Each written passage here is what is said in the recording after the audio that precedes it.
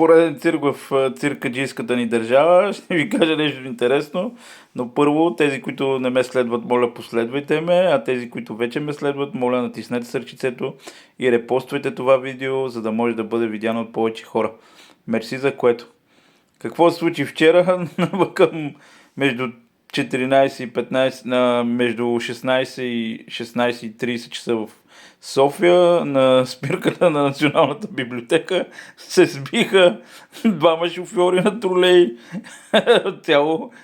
цял тролей с пътници и един велосипедист, който разнася храна. Това ми звучи като някаква фейк нюз, ама го казаха по нова телевизия, по новините. Представете ли си? Масово меле, какво е станало?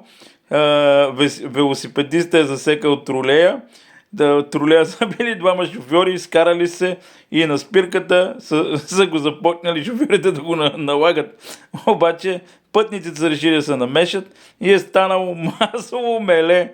Наложило се е полицията да ги разтървава, а линейката, като е дошла, е предложила на който е контузен да го откара в болницата.